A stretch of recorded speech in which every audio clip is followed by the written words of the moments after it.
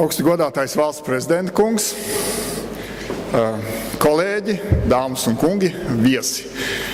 Man ir patiesi prieks, ka mūsu pasākums, kas ir valsts līderu lasījuma Latvijas Universitātē, turpinās, un šodien mums būs jau otrais lasījums šai sērijā. Iepriekšējā jūs atcerieties Latvijas Universitātes jubilejā, kad bija Davosas fóruma dibinātājs Klaus Švābs. Šodien mums būs nākušais lektors, ar kuru valsts prezidents pēc mirkļa mūs iepazīstinās.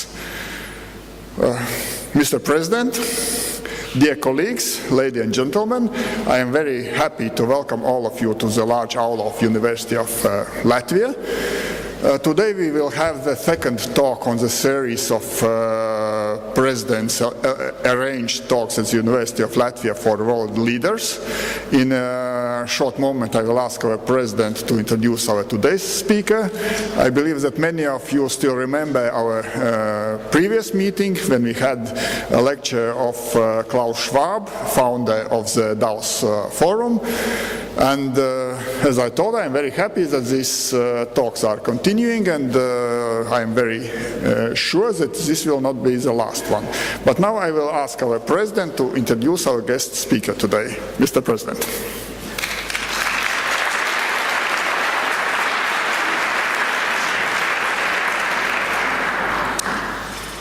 Augstgadātais universitātes rektora kungs, godējumie pasniedzēji un cienījamie studenti.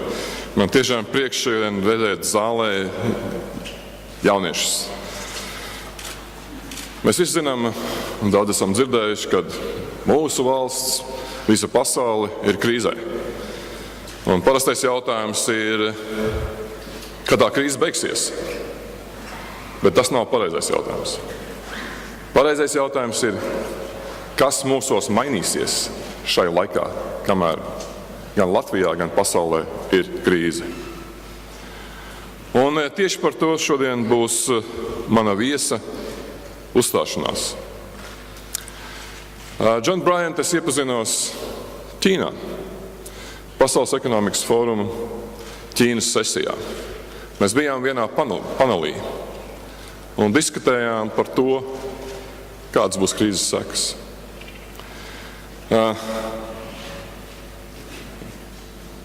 Mēs diskutējām arī par to, vai populismam šobrīd ir vieta pasaulē.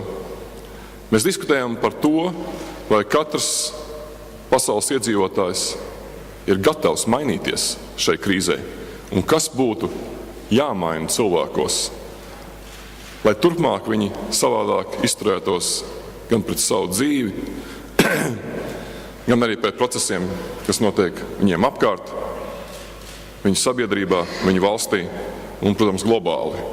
Ja šodien runāt vairs par kādu izolacionismu, kādā vidē vienalga, vai tā būtu pilsēta vai valsts, vairs nav iespējams. Visi procesi ir globāli.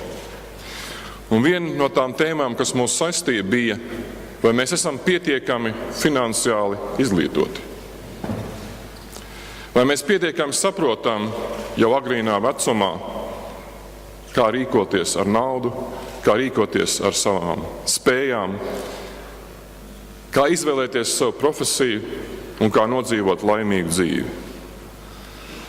Tie ir jautājumi, kas faktiski ir aktuāli ne tikai tajās valstīs, kur 40% cilvēku nemāk lasīt. Tie ir aktuāli pie mums šeit Latvijā.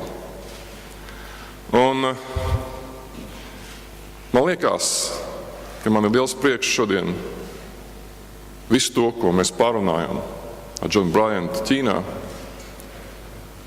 pasniegt jums. Un vislabāk, ka to pasniegs viņš pats. Viens no pasaules jauniem līderiem, lielas nevalstiskās organizācijas Operation Hope, gan dibinātājs, gan vadītājs. Cilvēks, kas ir self-made man, par kādu mēs katrs gribam būt, un cilvēks, kam ir vīzija par to, kas šobrīd notiek, un par to, uz kurien mums būtu jāmainās. Es ceru, ka jūs šī lekcija ieinteresēs. Es ceru, ka jūs būsiet aizrautīgi klausītāji un būsiet viesi arī nākošajās lekcijās. So I have a pleasure and also a privilege today to present my friend and one of the young global leaders, John Bryant, a person who signs his letters not with the words "sincerely yours" or "truly yours," but "with hope yours, John Bryant." I'm sorry. And I met him in China. We get acquainted on a panel. We were discussing the backlash of possible crisis, and we got not only acquainted but became friends because the vision of the future and the question how we will change during the crisis and what are the tasks of the present society. On these questions we have a common vision, and I'm really proud to give the floor to you, John.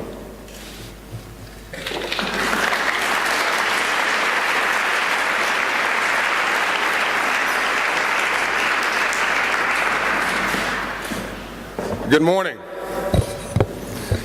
We have got to get off to a better start than this. I know that the rector is here. I know that the president of your great country is here. And I know many dignitaries are here, and you're all very formal and well behaved. But I sort of come from the black spiritual experience, and I'm used to talking with people and not at people. So I'm going to try this one more time. Good morning. Now you're all honorary black people.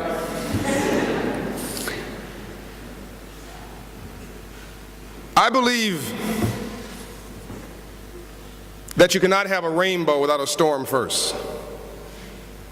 It's a scientific fact that you cannot have a rainbow without a storm first. Sometimes problems emerge before the opportunity does. I also believe you don't do business with companies or governments. You don't do diplomacy with governments. You do business and diplomacy with people. And I met your president, as he's just commented, in China. And I've met countless heads of state. I spent time in this region with Crown Prince of Norway, not so far away from here. And I must tell you, I am underwhelmed, not overwhelmed. I'm underwhelmed by many of our leaders today. Leaders who become experts in what they are against and not experts in what they're for. I was prepared to be underwhelmed once again when I met your president, not for anything personal to him, but just I'm used to people going through the motions and impressed with themselves and power hungry. And there was something different about this man. First of all, he listened. Can you imagine the president of a country who listens? This is a strange concept. But maybe we have two ears and one mouth precisely because we should listen twice as much as we should talk. But this takes wisdom, and this takes humility. Power tends to corrupt, and absolute power corrupts absolutely. So once again, I was prepared for your president not to listen and not to have wisdom. We had an interactive conversation in this session, and I intentionally pushed back, had a dialogue. Every good marriage is made of constructive friction. The marriage of husband and wife, the marriage of communities, the marriage of friends, the marriage of university, of church and state, the marriage between global communities and countries, constructive friction. So I gently pushed back on your president and some of the ideas that we had in China. He was very humble, didn't get upset, didn't condemn me to the guillotine, didn't arrest me. He was very kind. So I signed a book for him. my book, Love Leadership, A New Way to Lead in a Fear-Based World. And in a world that's obsessed with fear, in a world that's obsessed with coercion, of forcing you to do something, I didn't expect your president to read the book. He gets a lot of books. He gets a lot of gifts. This was September of last year. I'm in Davos, Switzerland, with world leaders a few weeks ago. I'm sorry, last week. And the first person I see is your president. Hi, John. He says with great enthusiasm. I've read your book, he says. And then he says, and I like your book. And I looked to his right to make sure there was not some aide, Andres or somebody, whispering into his ear, telling him what to say. But Andres was nowhere to be seen. These were his own ideas. Crazy. This man, excited about love leadership. He then started talking to me about the book, which told me he had actually read it and understood its principles. He started asking me about the power of financial literacy and why I thought it was a new civil rights issue. And started asking me questions about this global recession. And then he did something remarkable for a head of state. You ready? Are you ready? I told you I'm here to talk with you and not at you. Are you ready? He asked me a question. Can you imagine the president of a country? He asked me two questions.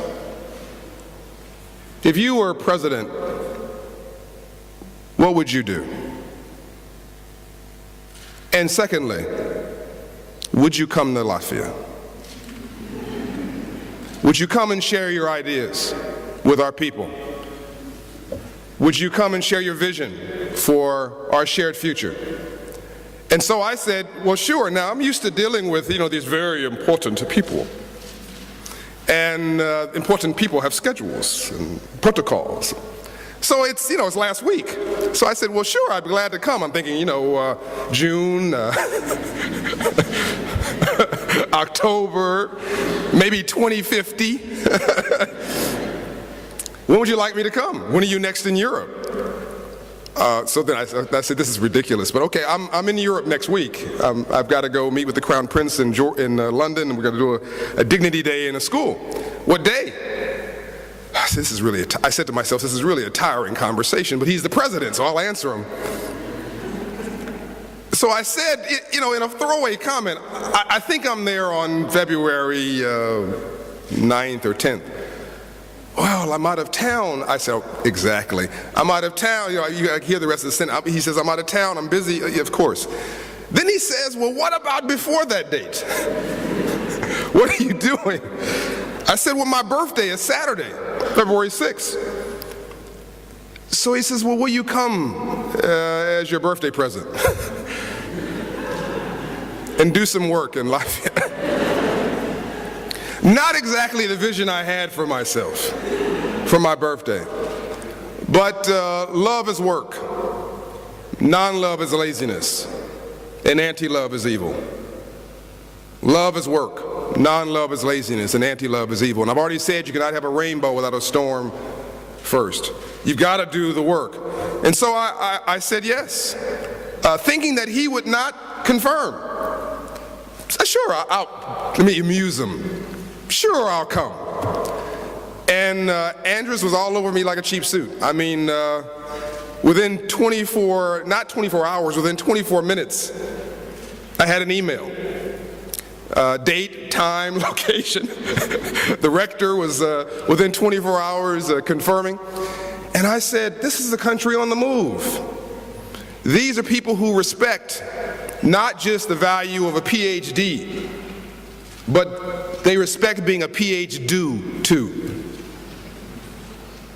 And so I'm here, and I'm honored. And I was honored to spend my birthday on a plane traveling 15 hours to come to Latvia. I am so deeply moved by the people. I was asked by the rector, what do you think is our prized asset? Is it our forest? Is our forestry? Is it the natural resources? Is it the coastline that's frozen? It's cold here, but the people are warm. Is it the amber? Is it the port that is so valuable? Is it the railway system that goes all the way, you can reach Afghanistan from here? What is so valuable about Latvia? And I said, it's very simple. It's the people. It's you. Deepak Chopra, the great author, has said, we're not human beings having a spiritual experience.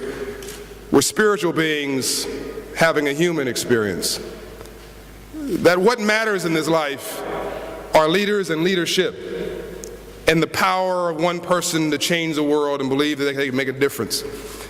And ever since I have arrived here in Latvia, from the person who met me at the airport, the person who got my bag at baggage claim, the person who drove me to my hotel, the person who checked me in at my hotel, the great massage I got when I got to the hotel, the people at the restaurant, Janet, one of your leaders in the private sector who wants to do well and do good, who I met with dinner last night. I believe she's in charge of your chamber. Some of the young people I've met have just been extraordinary, just truly inspiring. And so I told the rector, there's no doubt in my mind, the value of Latvia is its people. Now let me say the obvious. Some people will tell you that the pain that you're going through right now is not real. They would suggest it's in your head. They would suggest that you just need to get over it. I'm not going to tell you that. The pain is real. Your pain is real. The unemployment is real. The deficits are real.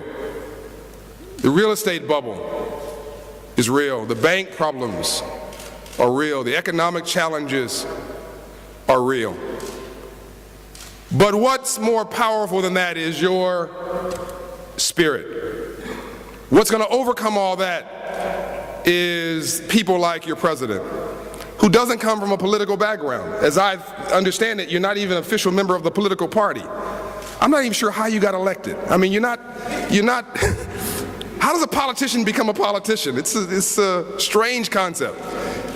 And he's a doctor. Well, we need a lot of healing. So maybe things make sense that at this moment in time, Latvia and the Baltic states needs a lot of healing. And this might be one of the people. He can't do it by himself. It's ridiculous. It's going to take each and every one of you. Politicians don't change the world. No disrespect intended, Mr. President. People change the world. Mahatma Gandhi, Mother Teresa, Nelson Mandela, Dr. Martin Luther King Jr., his most senior aide in the civil rights movement was Andrew Young, my mentor, who I had lunch with on Saturday, Andrew Young. These are average, everyday people with an extraordinary vision to change the world. Let me first just suggest that this is not a recession. What we're going through right now is not a recession. Now, I know you're feeling it. You're feeling it in your pocket. You're feeling it in your budget. The number one cause of divorce is money, friction. But it's not a recession. It's not an economic recession. When you have a cold, is the sneeze the cold? I'm talking to you. Is the sneeze the cold? Or is it an indication of the cold? It is an indication of something deeper. The recession is an indication of something deeper. I don't believe it's an economic recession. I believe it's a reset. This is not about the failure of free enterprise and capitalism. It's a failure of greed. And this is not an economic crisis. It's a crisis of virtues and values. Virtues and values. I'm going to come back to the power of the idea in a moment, because this is where all of you are going to make the difference in this great country. But let me tell you very quickly about my story. I grew up in Compton, California. I grew up in South Central Los Angeles. And with all of your challenges and all your problems, I had it worse. I grew up in an area where most kids didn't go to college. Most kids never finish high school. All around me, kids were struggling with the 3 Ps: prison, probation, and parole. Or worse, death.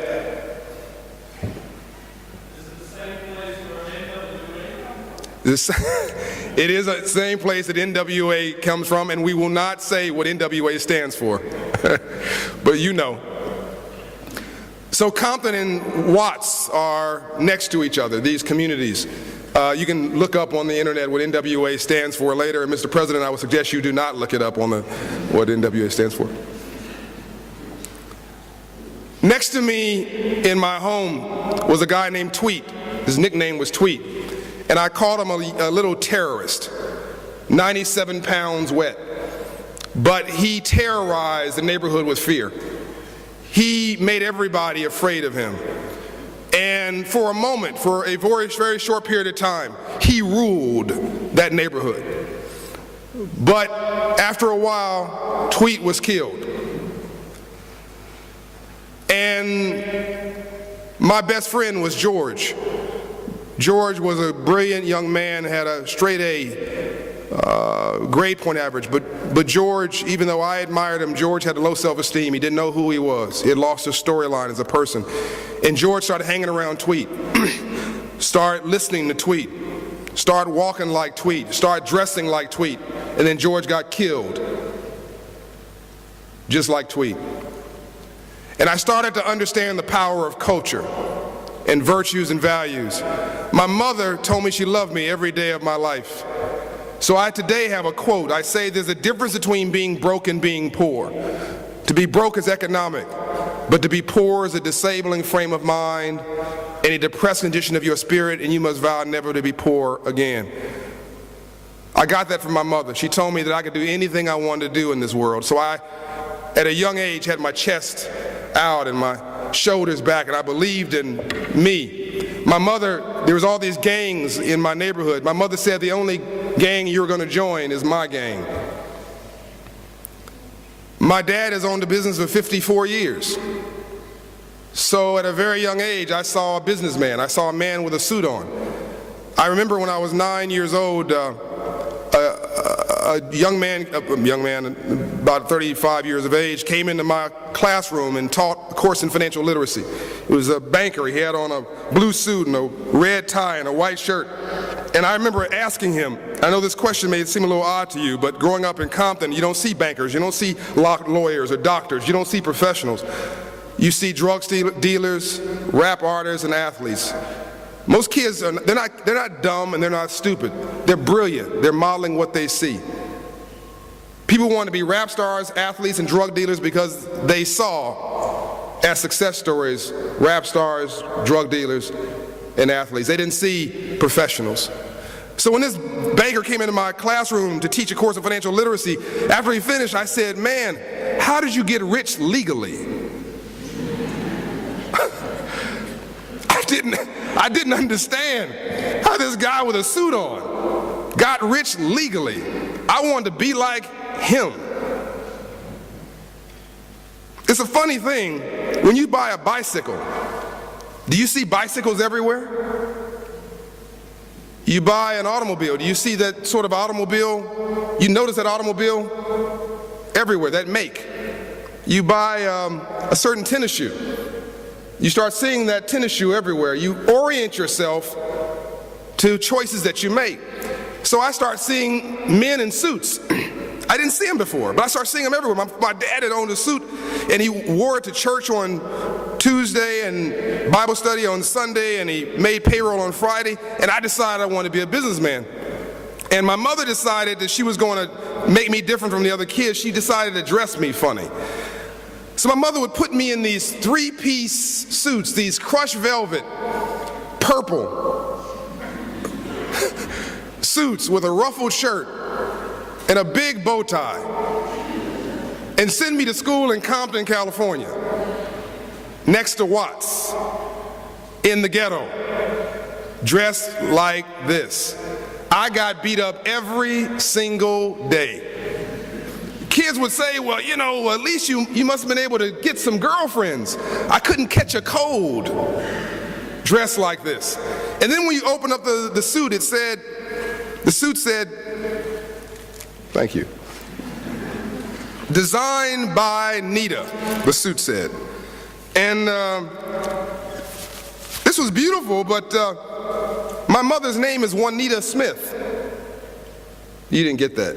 She made these ugly suits and sent me to school in Compton. I got beat up every single day, but I couldn't realize that my mother said there are three types of people like three types of birds. There are eagles, there are buzzards, and there are turkeys.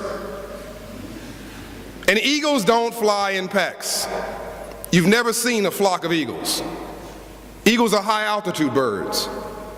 Eagles have a certain regalness and a certain dignity to them. They're not arrogant, they're not pompous, but there's a dignity to them. I see many eagles in the audience. But then buzzards are a different sort of bird. I'm not looking over here for any reason.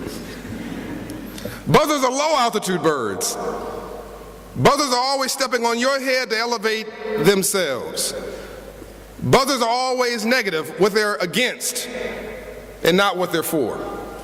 But then the worst kind of bird is a turkey, because a turkey's got wings and can't even fly. All they do is profile. Translation, trying to be something you are not. I heard somebody say it. Trying to be something you are not. Or worse, a peacock. Dressing around, looking cute, can't fly, stepping in mess. Other people's mess. So I decided I wanted to be an eagle at a young age. And so at 9 years of age, I started my first business, a neighborhood candy house. I got $40 from my mother. I guess that's about $20 in your currency. And I went to work at a liquor store, which sold candy, strange idea, and learned how to buy, wholesale, and sell retail. And came home and opened the neighborhood candy house in my den, in my house, and I made $300 a week, US, 150 in your currency a week. Then I found girls and lost the business, and that's a whole nother story. But at a young age, I figured out that I wanted to be an entrepreneur. I'm an entrepreneur today because I had a role model, because I understood the language of money. Now the story, this is where the prettiness of this story stops. My mom and dad divorced over money when I was 5 years old. We owned many assets. We owned a gas station, we owned an apartment building, we owned our own home, we owned a construction company. We divorced, my mom and dad divorced over money, they argued over money. My dad could make it but couldn't keep it. And my dad was prideful. He had a lot of pride, so he didn't want to ask questions. And we lost the gas station, we lost the apartment building, we lost the nursery we owned, we lost our family, and then my dad lost our home. Because he asked what was the payment and not what was the interest rate. And you never ask what the payment is when there's an interest rate attached. And so today I have bought the property. I repurchased the property that my dad lost and rebuilt an apartment building on the foundation of that property where he now lives in dignity today. And I decided I didn't want that to happen in any other family, any other child anymore. That I understood that we did not understand money when I was growing up. Fast forward. When I was 18 years of age, I was homeless. The same guy standing before you today was homeless for 6 months of my life. I lived in my car. And everybody wrote me off. They said I would never succeed. Some people in the world are asking questions about Latvia, asking questions about your future viability, but you'll prove them wrong. You will prove them wrong by proving yourself right. Fast forward. I started a private banking firm when I was 19 years old, and by the time I was 24, I had made it to $24 million in business. And I did a management buyout when I was 25. President of the United States honored me when I was 25. And I thought that I had the world all figured out. I was arrogant. I was full of myself. I was full of my own ego. But whatever goes around comes around. If you treat people badly, you'll be treated badly. If you treat people good, you'll be treated good. And I did not treat people well when I was successful. And I thought I had success. We had the riots in 1992 in Los Angeles. Now, your Constitution, this new Constitution, came around May 4th, 1991, if I'm not mistaken. I founded Operation Hope on May 4th, 1992, with a dream to make free enterprise and capitalism work for the poor, to empower people with a hand up and not a handout. And everybody laughed at me. Everybody said it would be a failure. Everybody said I would not be successful. Today we've raised $500 million. We've served 1.2 million people. We have 100 full-time employees, 10,000 volunteers, 5,000 partners from government, from community, from the private sector.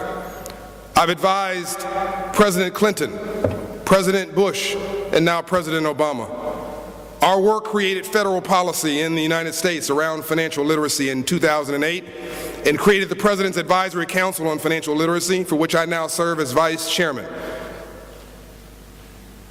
Most of all, we created these banking centers in low-wealth communities, in communities that nobody said were viable. And we made a commitment that we never turn anybody down. So we approve you for a loan and then help you to, over time, to solve your, what we call primary denial factors, or the reasons that you wouldn't get this loan. This young man came to a Hope Center, Mr. President, with a dream. Young man, about 27. And no one would hire him to be he wanted to be a designer, a clothing designer. Nobody would hire him for a job. No one would pay him any attention. No one would take him seriously. I stopped and I listened to his dream. And he was impatient, didn't want to listen. He asked for a loan. He thought he just needed money. And so, America's free country, we gave him a loan. He defaulted on that loan. Finally, he comes back and says, okay, now I'll listen. So I said, fine. You need some financial literacy training, you need some entrepreneurship training, and with that I will give you another loan for $35,000. I guess is about, that would be about, almost $20,000 in the local currency. But you've got to listen to everything I've said. He did that, and over 18 months we gave him training. The short version is that he graduated, we gave him a $35,000 loan, U.S. He's now making $800,000 a year, almost $1 million a year. He's raising his children. He's paying his taxes. He's very successful. He started a nonprofit to give back to community, teaching young people about entrepreneurship and self-help. And he made the suit that I'm wearing today. It's a nice suit, isn't it? He makes all of my clothes. He is my personal tailor. He made the shirt that I'm wearing today.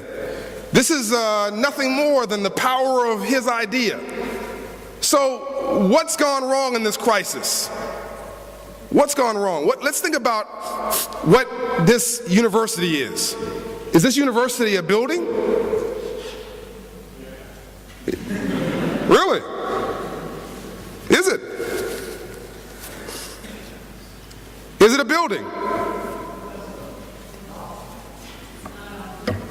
Let's explore this a little further. Back in the 1800s, this was a high school. What changed? The same building. Is Latvia? Is the country no more than the sum of its buildings and its roads? Is it no different than it was 30 years ago when it was part of Russia? Is it no different? Microsoft, Apple, this iPhone that I can't use. Are these companies, or are they ideas? This university was somebody's idea. Harvard University was somebody's idea. Yale University was someone's idea. The civil rights movement in America was someone's idea. The movement for freedom in South Africa was someone's idea. The movement in India was someone's idea. The movement for independence and the reconstitution of your Constitution in 1991 was someone's idea. For 100 years, at least 100 years, leaders have been passionate about an idea. Henry Ford, he didn't create the automobile. He innovated the automobile. Did he invent the axle on an automobile? No. Did he create the combustion engine in an automobile? I mean, all you are college graduates, college students, right? I'm asking you these are pretty basic questions. They're not trick questions. Did he create the wheel or the tire? No. Okay, finally you come alive. Did he create the windshield? No. He took all of these inventions, independent ideas, inventions, put them together and had the vision to create the automobile industry. And then he did this. He paid his workers enough to buy the automobile they were building. And like flipping a switch, he created the automobile industry we know today. That was 100 years ago, more than 100 years ago. There was a guy named Bill Gates who worked for IBM, a hardware company, and he kept telling them, the future is software. And they said, shut up. Everywhere you look, in 1960, everywhere you look, there were rooms as big as this filled with hardware. This little computer, this is what this is a computer. Your phone today is a computer. This would take up this entire building in 1960. Some of you remember this. A computer mainframe would take up one entire floor. So wherever you looked, the intelligent people, the mature leaders said, it's about hardware. But this young man with a vision and an idea said, no, the future is software. They said, shut up or we'll fire you. He kept talking about the passion of his ideas. What did they do? What did IBM do? They fired him. Thank God. He went to his garage, him and Paul Allen. They tinkered with this thing called Microsoft. Microsoft, software. Today, Microsoft can buy and sell IBM 100 times. It was an idea. Bill and Melinda Gates are now on to their second big idea. It's the Bill and Melinda Gates Foundation. Guess where your library internet connections came from? You have 2,000 libraries here in Latvia, right? They're all connected, I believe, most of them to the internet, correct? Did that just happen? I mean, voila. Just woke up one day, the president waved a wand, a presidential wand. I saw it when I was in his office. He got a presidential wand. Every morning he waves it at 7 a.m. and all your problems are solved. The wand has been broken a little bit lately. But did he wave a wand, or did something else happen with your libraries? Who wired your libraries? The Bill and Melinda Gates Foundation. Doing well and doing good. Doing well by doing good. Harvard was created by a man named Harvard, who was a capitalist who gave back to community. Capitalism does not have to be bad. People are bad. But you can be a force for good. But there's a guy named Ted Turner. Does that name ring a bell? He created something called CNN. The first CNN channel was raggedy, horrible. This little channel with hog shows and cow shows, milking shows. No one wanted to watch it. But he had an idea and he would never give up. CNN has completely revolutionized 24-hour news broadcasts today. But was it money and power that Ted Turner was after? What was he obsessed with? An idea. Was that the same NWA guy? He's sitting next to you, all right. That's a creative aisle you're sitting on. Ideas are infectious. So Ted Turner was obsessed with an idea. Was Bill Gates obsessed with power and money, or did he have an idea?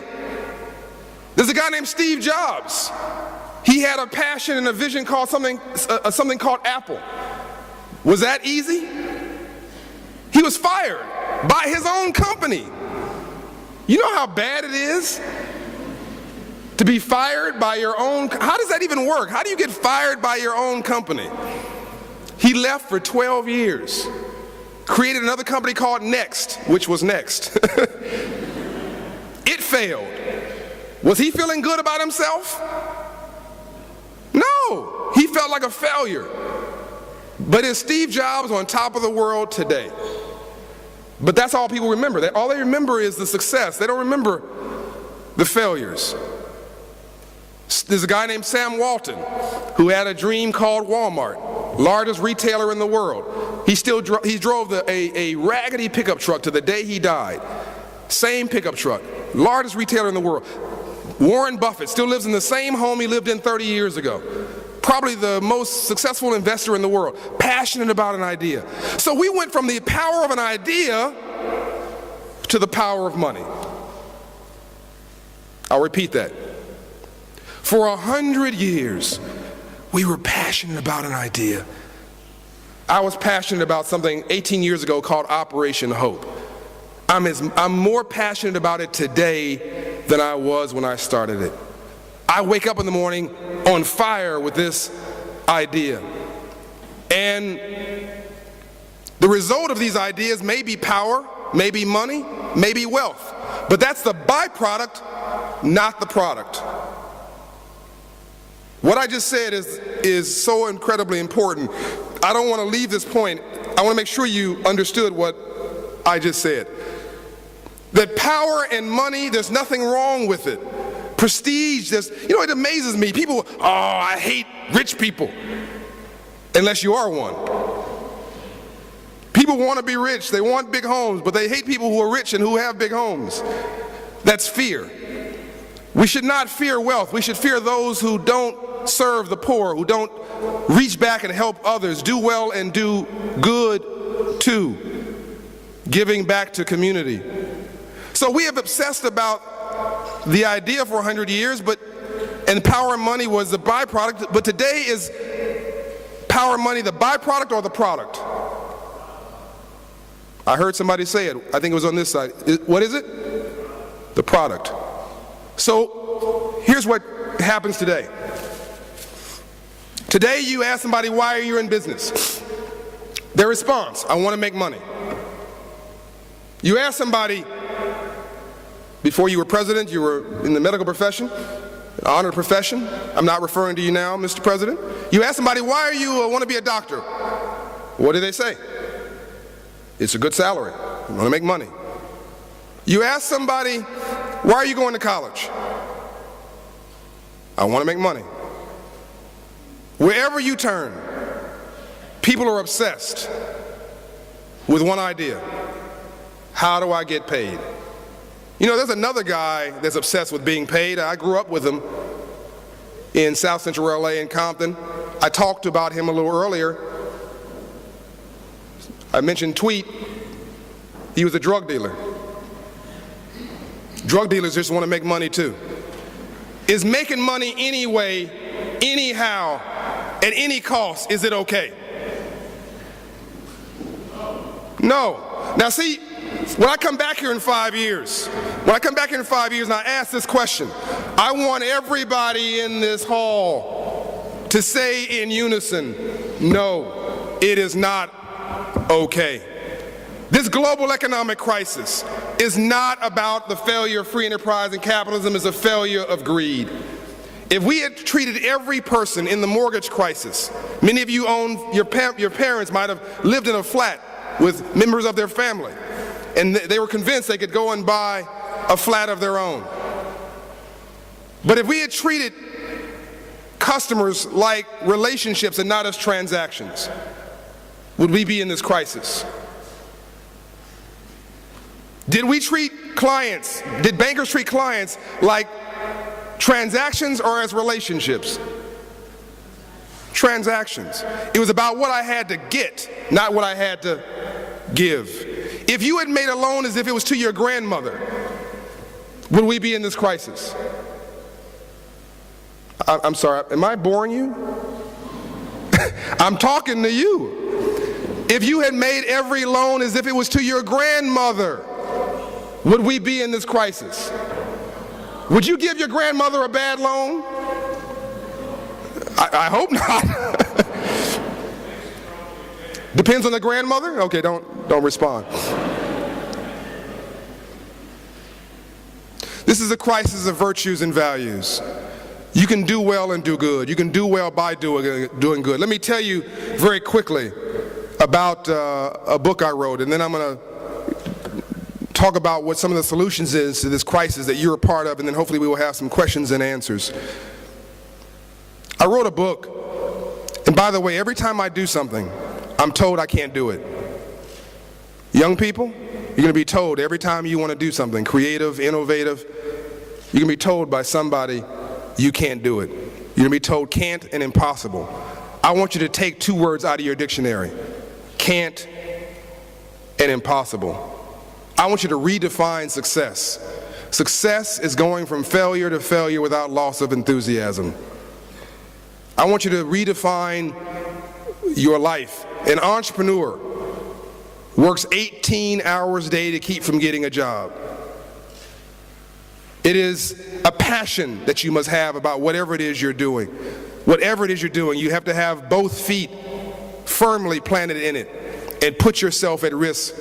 One of my mentors is Quincy Jones, and he says if you focus on anything and you're passionate about it, over time you'll be successful.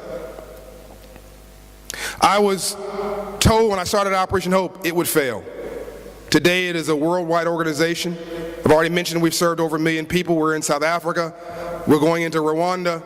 We're going into the Middle East. We teach a course in dignity in 33 countries around the world.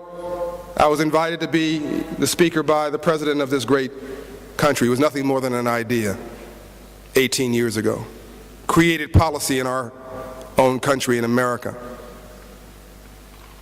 I was told when I created Banking on Our Future, teaching children financial literacy, it would never work. I was told when I created the Hope Corps to create volunteers to get you and me to go in the classroom to teach children financial literacy, a course in dignity, that I was told that people wouldn't do it.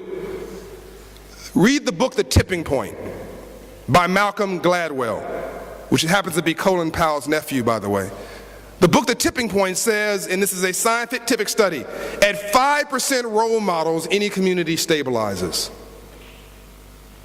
I'll repeat, at 5% role models, any community in the world stabilizes. Not 50% role models, not 20% role models, just 5%. Why do people want to be doctors, lawyers, bankers, professionals? Because they see, growing up, doctors, lawyers, bankers, and professionals. And so I created the Hope Corps. Now we have 10,000 volunteers. I was told that I could not create banks in inner cities, in low-wealth neighborhoods. Now we have a network of banking centers in low-wealth neighborhoods. I was told that banks would never do well and do good. Now we have 500 bank partners. The largest banks in the world as our partners. I was told that you couldn't make free enterprise work for the poor. We're proving that wrong. I was told that poor people didn't want to work hard. That's wrong. I found that they want a hand up and not a handout.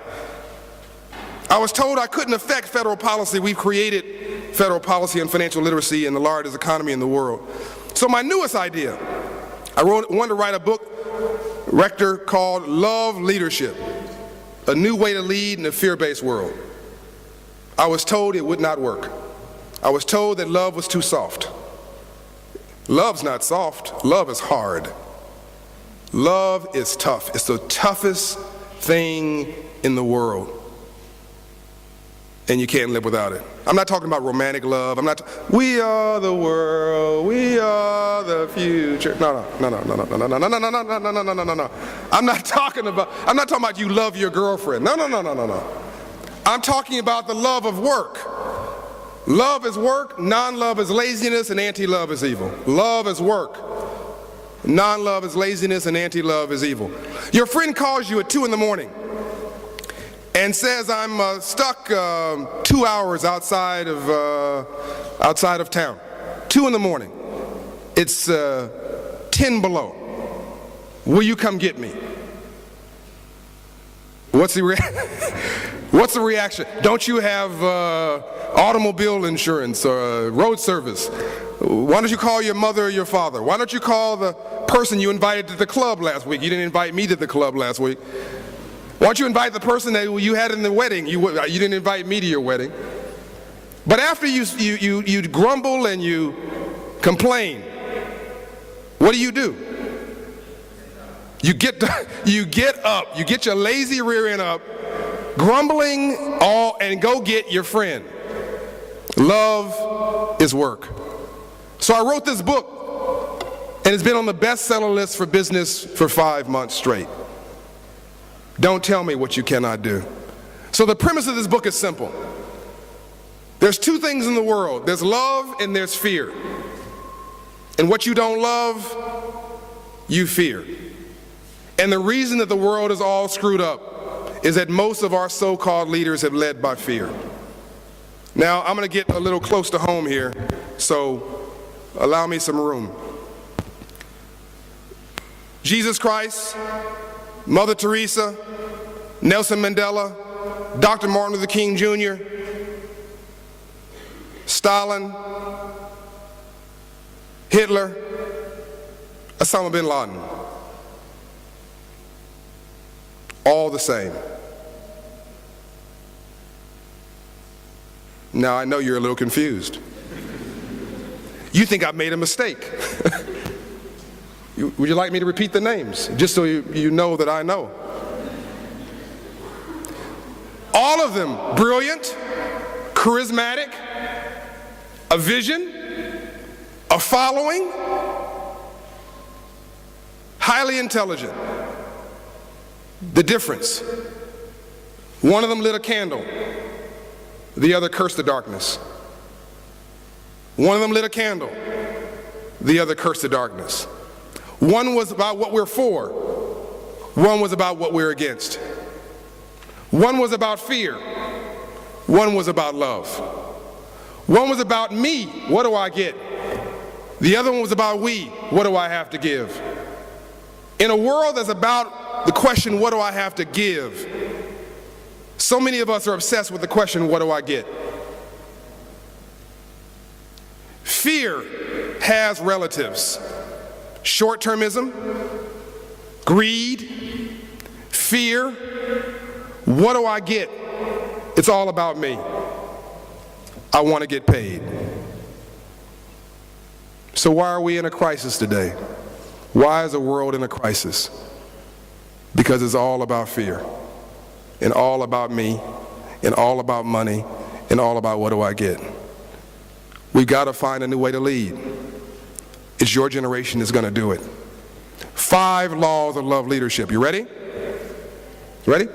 I'm sorry, I got low self-esteem. Are you ready? Yes. All right. Number 1, loss creates leaders. I love this one. Loss creates leaders. Nobody woke up in the morning and said, I want to start a cancer foundation. Who starts cancer foundations? People who have had cancer. People who love people who have had cancer. It is about the relationship that you have with other people that you care, that makes you care. People who start leukemia foundations are people who've been impacted by leukemia and malaria and every other thing that you can imagine. It is a interrelationship. Because you have gone through this economic crisis, you are bound together in a union that will be defined by a rainbow or a storm. What you do today will define either the next 100 years of pain or the next 30 years of opportunity. I believe the next 100 years, the next 30 years are going to be the most amazing years in modern history, but you've got to make it so. After the Great Depression, not all news was bad. After the Great Depression in the U.S. came the Federal Deposit Insurance Corporation. They call it the FDIC. The Federal Reserve came after the Great Depression. Social Security came after the Great Depression. Retirement was an idea that came from Europe, by the way. Before the Great Depression, you worked when you stood up and you stopped working when you dropped. You worked from 8 years old to 80 years old. But after the Great Depression, you retired at 65. When you retired at 65, a political answer, the 18-year-old took your job, thus creating jobs in an economy where there were no jobs. Was that an idea?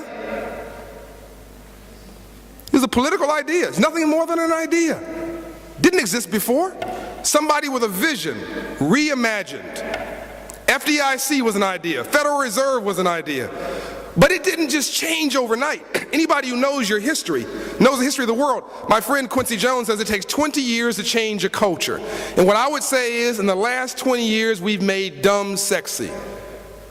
We've dumbed down and celebrated it all around the world. In the next 20 years, we need to make smart sexy again. It took 20 years after the Great Depression to get out of that cycle, about 15 years actually. After World War II, America created the Marshall Plan and rebuilt Germany and Japan that had bombed us. The countries that had bombed us, we rebuilt. Strange idea. But we realized it wasn't the country that was bad. It wasn't the people that was bad. It was a leader in that country who cursed the darkness. So we prosecuted the leader but celebrated the people. Guess where two of the biggest allies in the U.S. are today? Japan and Germany. Guess what two of the largest economies are today? Japan and Germany. Guess who our allies are today? Japan and Germany. Guess who repaid the loans from the Marshall Plan? Japan and Germany. Guess who our trading partners are in the world? Japan and Germany. Now, because America did this, it gave us moral authority around the world. On the back of moral authority around the world came the global economic system.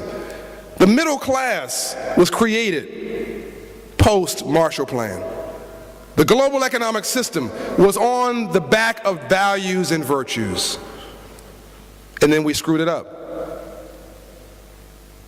America screwed it up. But we can be great again. You can be great again. Loss creates leaders. So if you don't go through something, if you haven't gone through pain, you're arrogant, you're pompous, you're full of yourself, you're obnoxious. Anybody know anybody like that? Oh, I'm fantastic. I'm fantastical. Nothing more obnoxious than somebody who walks around saying, I'm fantastical. Because I was homeless, because I lost everything, I never walk around thinking I'm better than other people. I know I'm not as good as my compliments, I'm not bad as my criticisms, I'm just me. It gives me enormous confidence. People say, how could you meet with the head of Latvia? How could you meet with the World Economic Forum, Klaus Schwab, who was your first speaker, I believe? How could you meet with President Bill Clinton, which we joke in America is our first black president? Some of you will get that later. He's very cool. How could you meet with President Obama? How could you meet with the heads of some of the largest companies? When you've been homeless, when you've gone through what I've gone through, nothing scares you. I mean, what are you going to do? Tell me no? I had no when I walked in the door. It gives you enormous confidence when you've gone through challenges, but it also humbles you. Number two, fear fails. Fear fails. Now, you should be asking, well, what about Hitler? What about Stalin? What about Osama bin Laden? What about all these people I've mentioned? They have their 15 minutes. Sometimes it's a long 15 minutes. But they never last. They're all dustbins in history. The people who have grown even larger in death than in life are all the people you admire. Give me some names of people you admire. Martin Luther King Jr.? Desmond Tutu? Still alive, thank God. Nelson Mandela? Give me some more names. Mother Teresa? Hello? You know what's astounding to me? The fact that we can have a list of people we admire over 2,000 years. It is either depressing that it's only a list, after 2,000 years, or it's inspiring. My point is, you need so little good in this world, so little good to keep this world moving. If you have 2 good people in every community, 2 good people in every class, you can change the world. You can change your world. Fear fails. Everybody that I admire, Quincy Jones, Andrew Young, Bill Clinton, Oprah Winfrey, these, thank God, are my friends. I can say today are my friends. They're all givers. They're not takers. They're all givers. They'll give you the shirt off their back. The nicest people you ever want to meet in the world. Last comment about fear. I'm always amazed. Quincy Jones, I don't know if you know Quincy, but Quincy's got more Grammys than anybody, 75. He's worked with Count Basie to Will Smith, created Oprah Winfrey, this huge icon in the world. If you talk to Quincy, he's always talking about changing the world, helping children, never talking about himself. He walks in the room today and he doesn't have to have a group of bodyguards, just cool, like your president. But you see a rap star, one hit, one record. He's been a rap star for 18 months. He walks in a club at night with sunglasses on. 50 bodyguards. That's a turkey.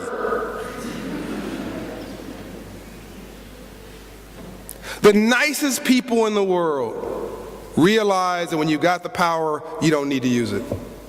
Power is meant to be given away. It's meant to be shared with others. Decrease you, increase others. Third law of love leadership. Love makes money. Yeah, you heard me right. Love makes money. Andres, how much time do I have? 5 more minutes before comments, is it okay? Okay. Love, and now that was dangerous. Andres said I've got 35 minutes. You don't want to hear me for 35 more minutes, trust me. I'm going to do, so we have some questions and answers. I'm going to talk about another 5. So love makes money. Now, what do I mean by that? I hope that you don't have the idea in your head that I think you've got about love makes money.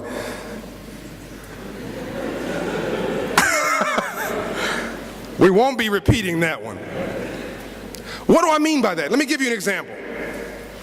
You're running a company now. You've graduated. You're some big entrepreneur. You're running a company. And you say to your employees, you will do this because I told you to do it. I am your boss. This is a traditional manager, not a leader, by the way. This is a manager. Difference between a manager and a leader. A manager very often is defined by what they are against, and a leader is defined by what they are for. You will do this because I told you to do it. Okay. Do you do it? It's not a trick question, by the way. Do you do it? Yeah, he said, of course. I'm with you. Now, in the dictionary, there's a word called compliance. You familiar with this word? Compliance. What is the general definition of compliance? Is it above the line performance or at the line performance? What'd you say? At the line. Minimum effort. Okay? Somebody tells you, you do this because I told you to do it. If you don't do it, I will do X, Y, and Z to you. What do you give them? Compliance. And then when they turn their back, then what do you give to them? We won't say that. But, and if they're really mean, do you sabotage? Let me be honest. Somebody is a fear-based leader. All they're doing is riding you. Is a natural reaction to want to sabotage? Be honest. I know your teachers are watching. I'll say for you. The answer is yes. The answer is yes. Let me change the story. Somebody comes to you, this is a new employer, and says, what is your name? What? Now, I'm picking on him because he was yawning 3 minutes ago.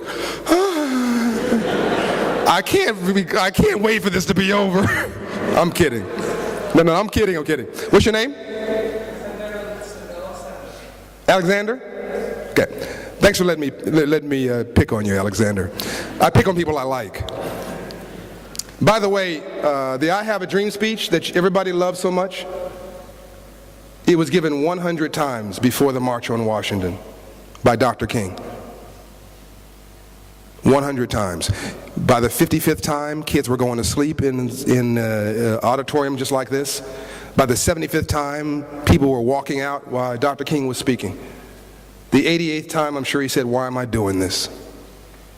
Never, ever, ever give up. Never, ever, ever give up. If he had given up the 99th time, there would be no President Barack Obama. Back to the story. Alexander is my new employee for a moment. So I say to Alexander, how are you doing? Come in my office. Tell me about yourself. What are you passionate about? What are your dreams? And for a moment, Alexander is a little, what do you want to know? Why are you asking me these questions? But then after several weeks, Alexander learns to trust me, and we build a relationship. I ask about his family, and I'm genuinely concerned about his future. Maybe I make some phone calls for him to get into the university next year. Maybe I provide a modest scholarship for a gap in funding. He's not looking for handouts. He's working part-time, but he needs a little gap for funding, and I believe him as a good employee, so I help him out a little bit. After about 6 months of us building a relationship and me concerned about Alexander, we have a relationship, and not just an employee. Now, it's 5 o'clock on Friday. No, 5 o'clock, let's make this easy. 5 o'clock on Thursday. And there's a project that I've asked Alexander to do. The first boss, the repressive boss, do you leave right at 4:59? Yes. I mean, is this difficult? The guy's repressive. Can't wait to get out of there. What time is it? At 5 o'clock, you're gone. The second boss, the boss that is nurtured, that's been encouraging, that's been supportive, that's concerned about your family, concerned about your life, that invested in your career, truly cares about you, has given you a project, has not told you you have to stay late. It's 5 o'clock on Thursday. What do? You feel a little indebted, which means what? What happens? Do you stay a little later? Yes? Now, I mean, the beautiful part about this conversation, I did not know you an hour ago. I had never been here. I did not put people in the audience, plant people in the audience with responses.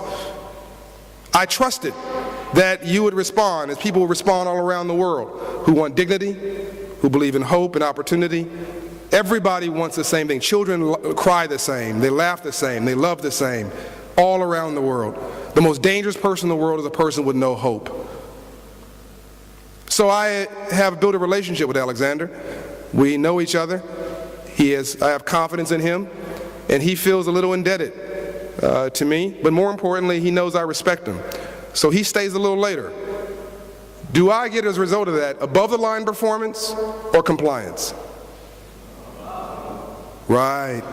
Now, guess what? If you treat every one of your employees like that, now you're about to get it. You treat every one of your employees like that.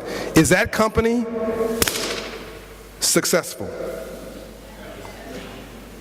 That's love leadership.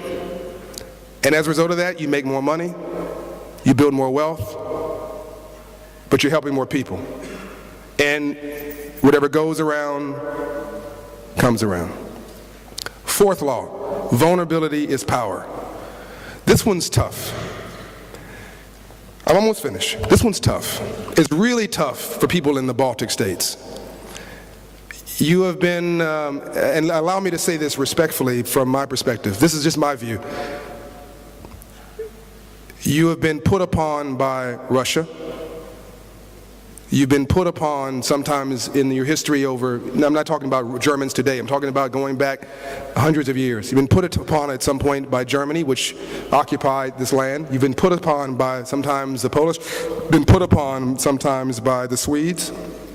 Not Swedish people, but Sweden, which at one point was here in your country.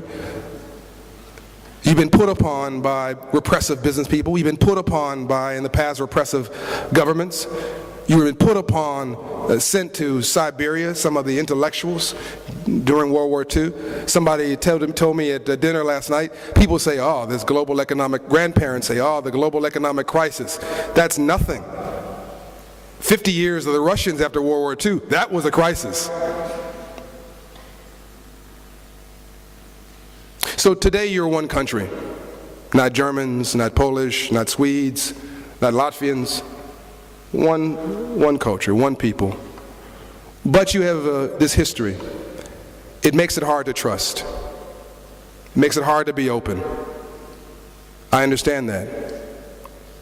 But if I had come before you today and said, I am fantastical.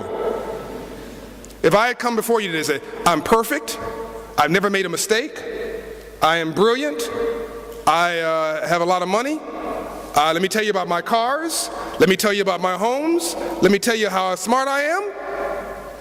First of all, it'd be a lie. But would that have done? Would that have worked? No. You would have turned off.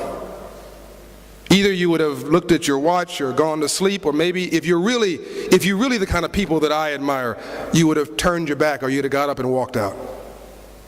That's not leadership. We all know that's not the truth. The truth is that we all make mistakes, but we're not a mistake. The truth is that none of us are perfect.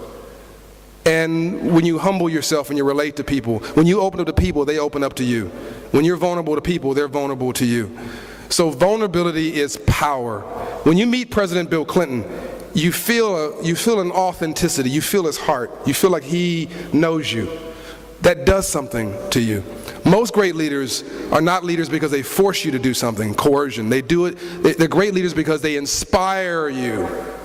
They enroll you in their vision. Last point, last law. Giving is getting. Giving is getting. This is a big one. This is a big one. Rome succeeded because it was about we, and it failed when it became about me. We have got to change our virtues and our values. This obsession with money, about what do I get, about business being all about how to get paid, it is wrong. You have got to become a new set of leaders who are inspired about the shared vision of this incredible country. I believe that you'll be a world leader. Not a Baltic leader, a world leader. I believe in the next 20 years, you're going to change the world. The most precious asset that you have are your people. I've been to Rwanda. I don't know if you've been to Rwanda. It's a landlocked country in Africa, surrounded by angry neighbors. Only a few million people, just like here. The genocide in 1994 wiped out 1 million people in 90 days. 1 million people in 90 days. But a man, my friend, President Kagame, took off of his fatigues, his military fatigues, stopped the genocide, put on a business suit, rewrote the Constitution. Today, 55% of all members of Congress, of the Assembly in Rwanda, are women by law. It is a peaceful nation.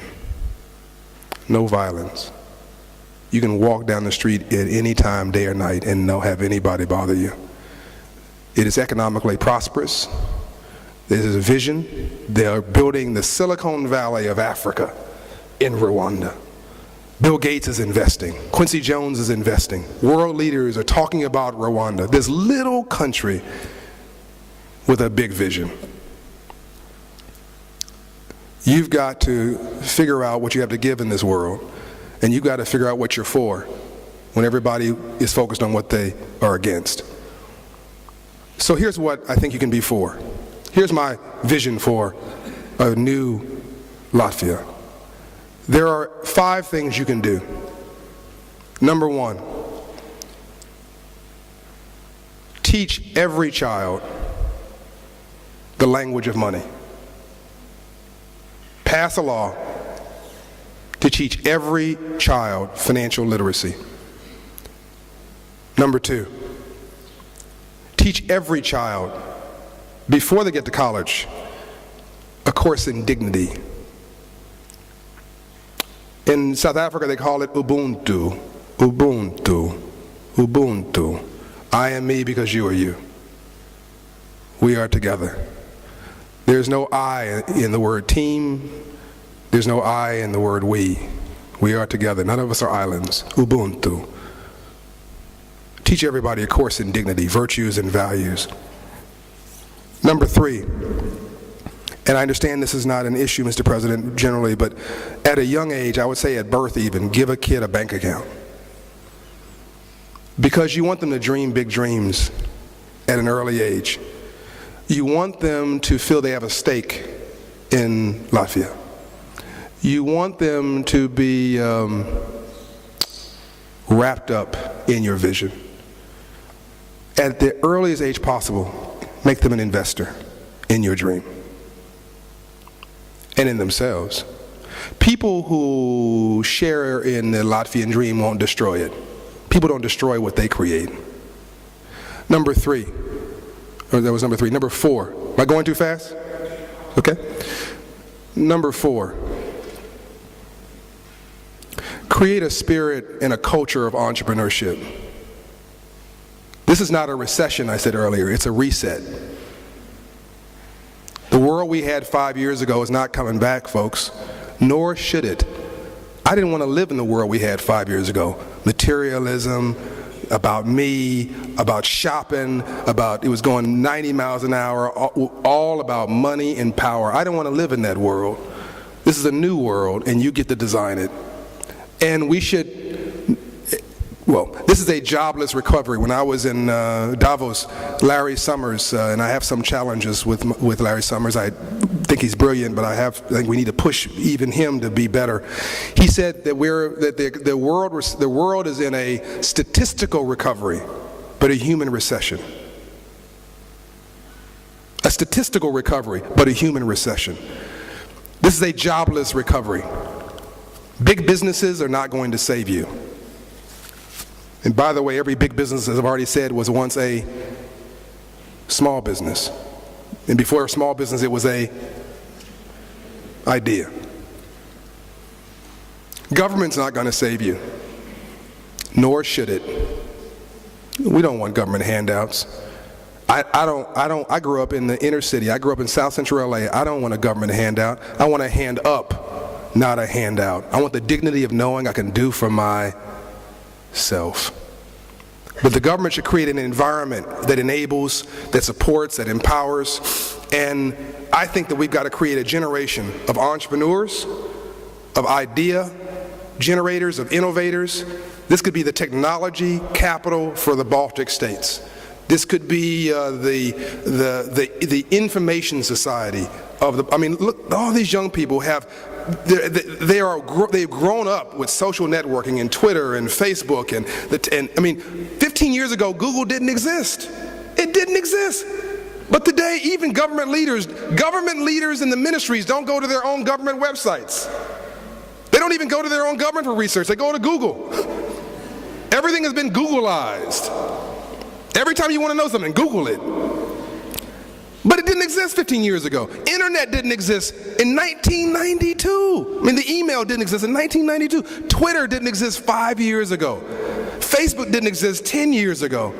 It's an idea.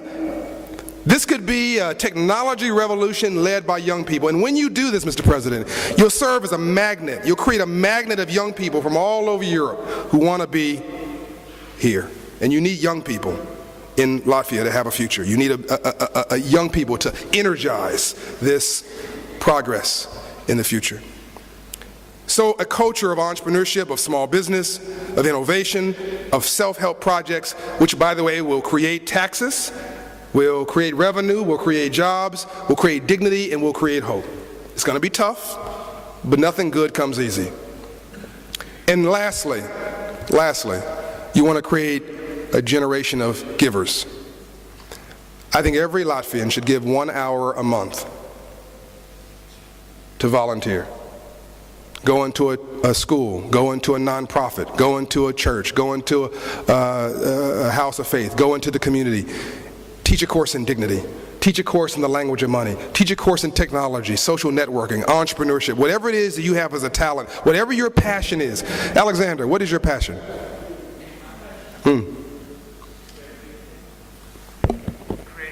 Creativity. So in the arts or technology, in what area? Writing. So, Alexander, about anything, just whatever comes to mind.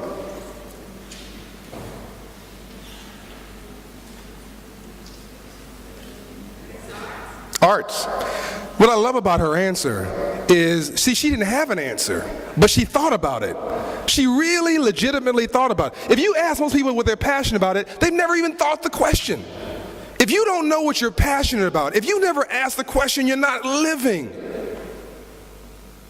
Ask yourself this question today: what am I passionate about? What's my purpose in this world? And then you will come alive. If you're passionate about the arts, so you go into a classroom, you teach a course on the arts. You're a business lady, you're dressed very nice, you're very beautiful, obviously you're smart because you're sitting next to the president. And a little girl on the third row is looking at you, little girl, and she's saying something magical. She's saying, I can be you. That's how you change the world.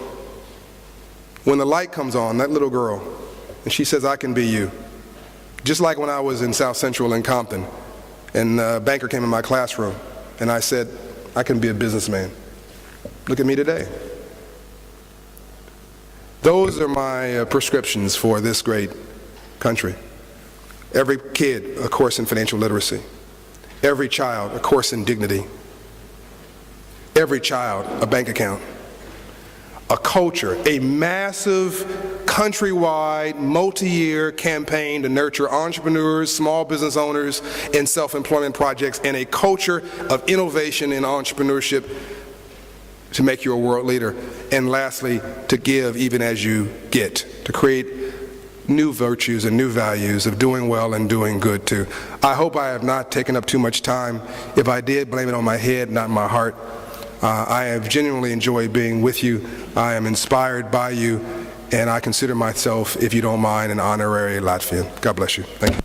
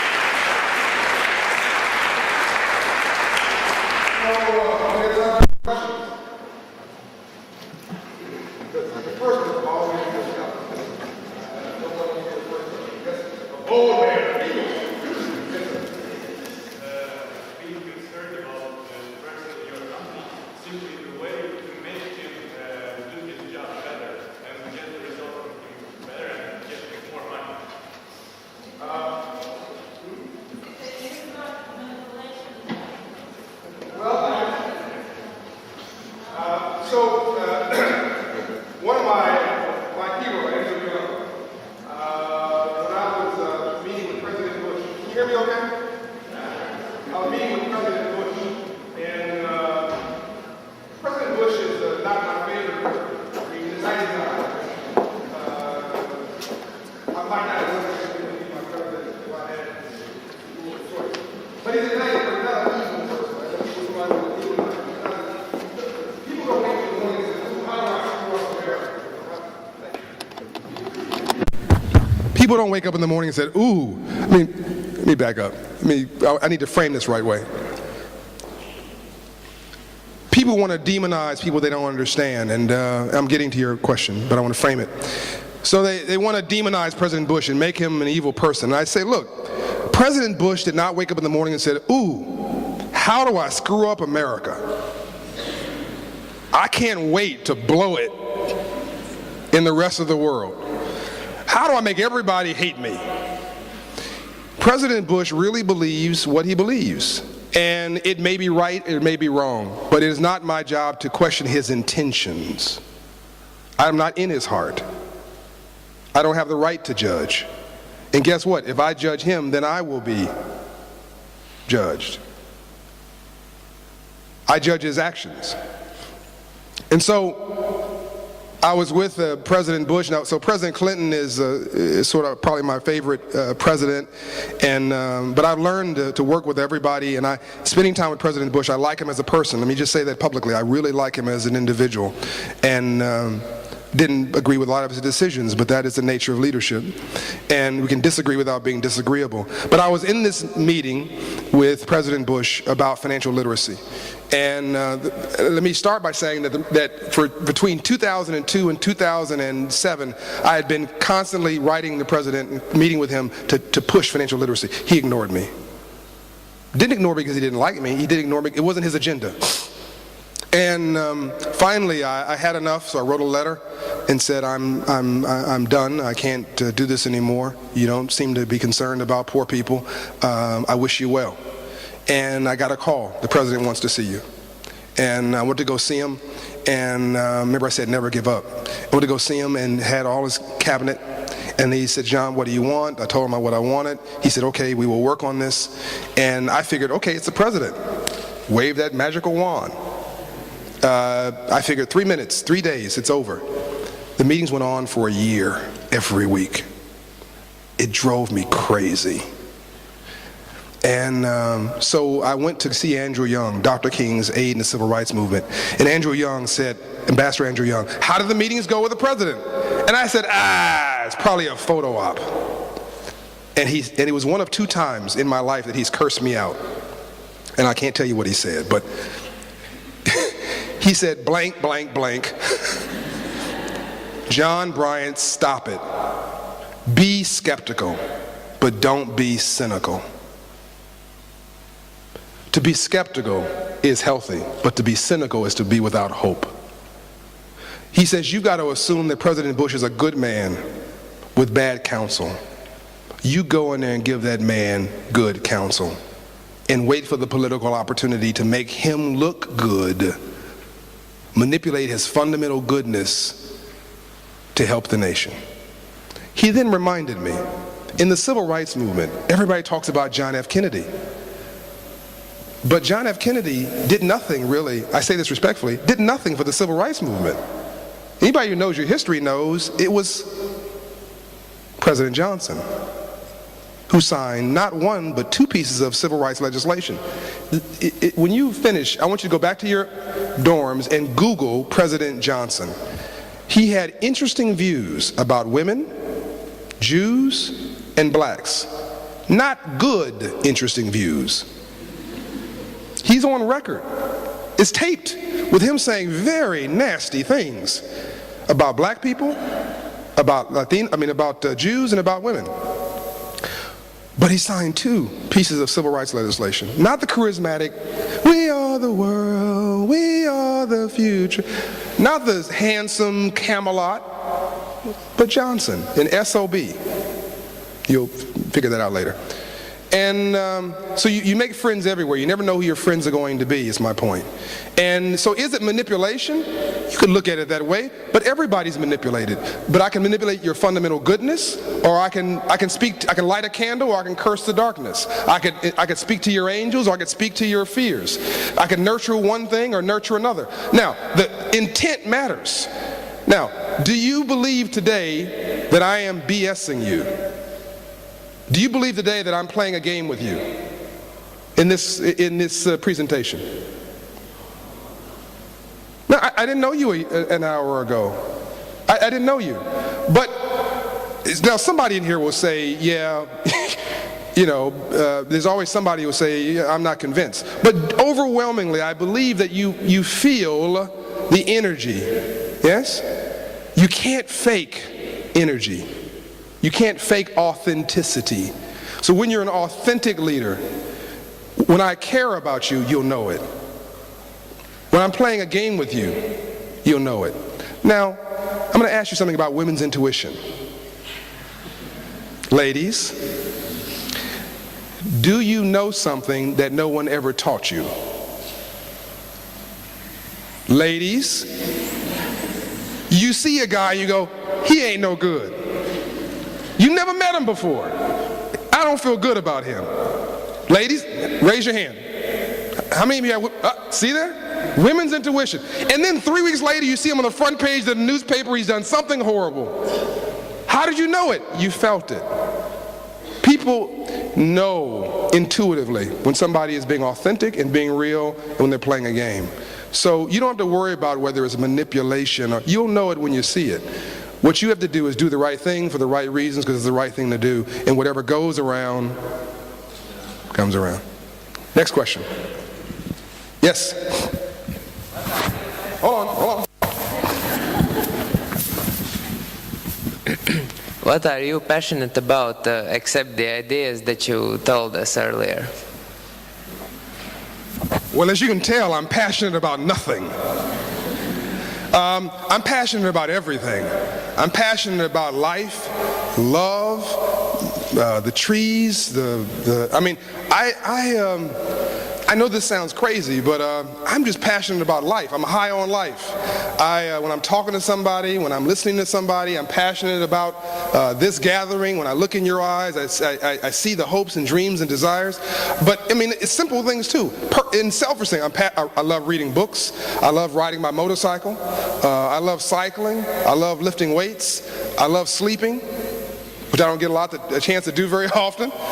I love staying in one place. I travel 500,000 air miles a year. Now, I couldn't have done this by a video conference, okay? I couldn't have sent you an email. I could have given everybody a piece of paper. Here's my speech. Would that have worked? No. You got to show up. You can't raise your children by email.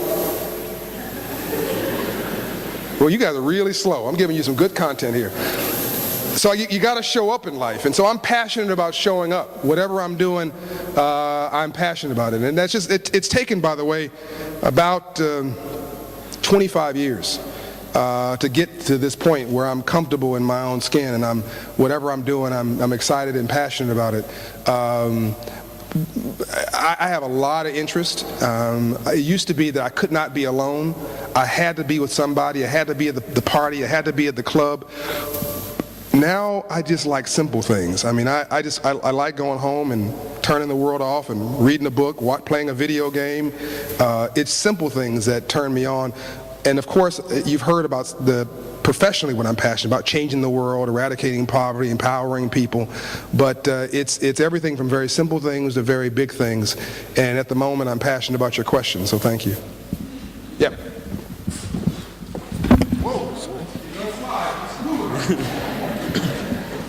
Is your book available on Amazon? Yes, the book is available on Amazon. It's also a digital book. You can download it on audible.com. So if you really are sick, you can listen to my voice for 4 hours on audio. But it's Love, Leadership, A New Way to Lead in a Fear-Based World. You can pick it up anywhere. Yes, in the back here. Excuse me. Is it positive if people learn from their own mistakes? Repeat that? Is it positive if people learn from their own mistakes? Oh, yes, yeah. So the question is, thank you. The question is it positive people learn from their own mistakes? What was my first law of love leadership? Oh, this is really bad. What was the first law of love leadership? Loss, create leaders. You don't succeed based on your successes. You succeed based on your failures. You succeed, thanks for asking this question. This is probably the most important thing I can leave with you. My friend Fred Smith, he's in the book, he works for me, he says that success in life is about managing pain. The pain that you create for yourself and the pain visited upon you from others. So life is 10% what life does to you and 90% how you respond to it. Let me put it another way. Whether you believe you can or whether you believe you can't, you're right. I'm gonna say that again. Whether you believe you can or whether you believe you can't, you're absolutely Right. Is the glass half full or is it half empty? Depends on how you look at the glass. So the question is the most important question. That success in life depends on how you manage pain. Remember I said earlier, success is going from failure to failure without loss of enthusiasm. I mentioned that Dr. King gave the same speech 100 times before the March on Washington. Hank Aaron in America has a record for the most home runs in baseball, but he also has the record for the most strikeouts. If you don't swing, you'll never hit the ball. So so I am so comfortable with me today because of how I've managed my failures. My character was defined by how I managed my failures. If all you have is successes, successes, successes, successes, you don't know how to manage tough times, and second of all, you're arrogant. Failure humbles you. Yes? What was your major failure that made you believe in yourself? My major failure that made me believe in myself. I mentioned that I was homeless.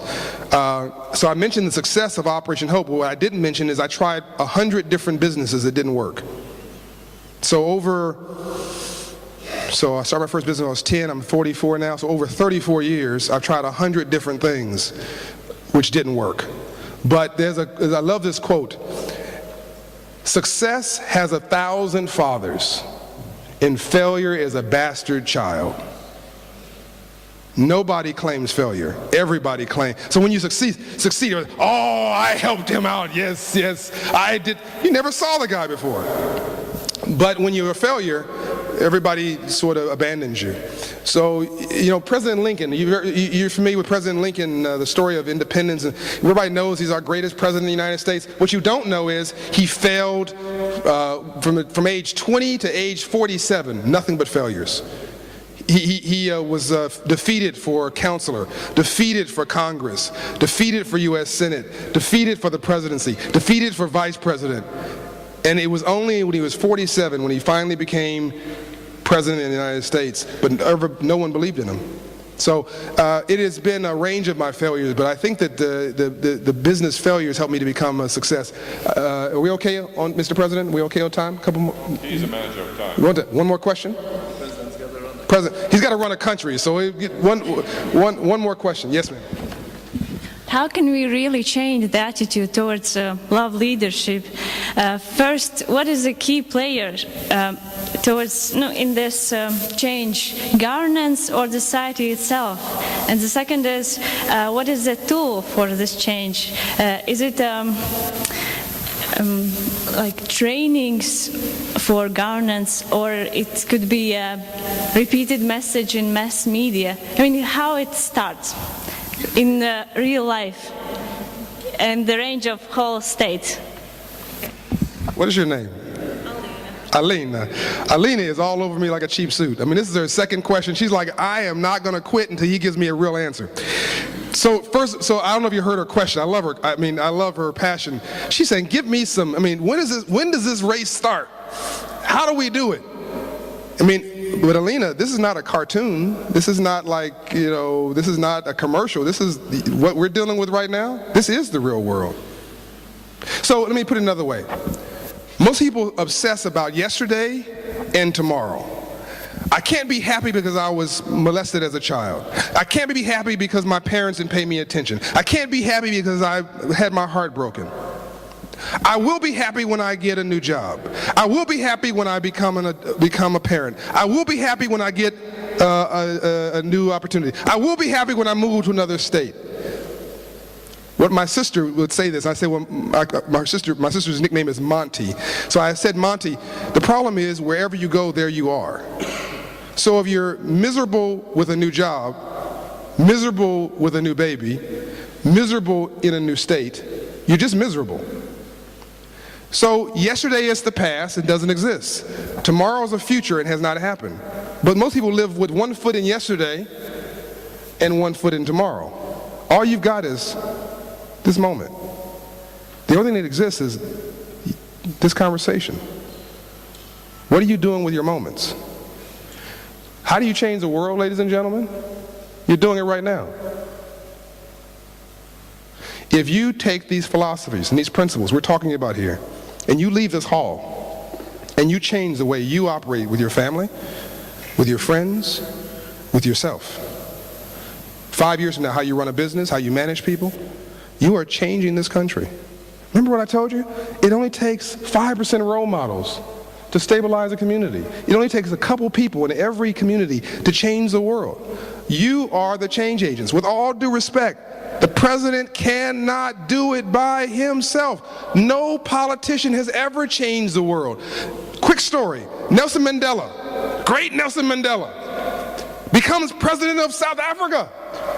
So Andrew Young goes and meets with him, says, okay, Mr. Mandela, what are you going to do for the people? And Mandela said, what are you going to make me do? So Andrew Young said, I don't understand. You're the great Nelson Mandela. You're the civil rights leader, the iconic. You were in prison. And Mandela said, wait a minute. I'm no longer a civil rights leader. I'm no longer pushing an agenda. I'm now president of the whole country. I've got to represent everybody's interests. What are you going to make me do is the question. What are you going to make them do? What are the young people of Latvia going to make the president do? Change the world. That's what you're going to make them do. But be about what you're for, not about. Don't send them a letter with 20 complaints. I don't like my tuition. I don't like my class. I don't like the streets. I don't like your suit. Mr. President, I don't like your hair. Change your glasses. Get rid of that pen. That tie offends me. Get rid of him. No, keep him. What is your idea? How do you contribute? He's looking for ideas, huh? Are you in the idea business, Mr. President? Okay, before Andres, my mother always said, you never want to be the old guy in the club. So before you kick me out, I'm going to leave. Andres has told me the president has to go. Thank you so very much.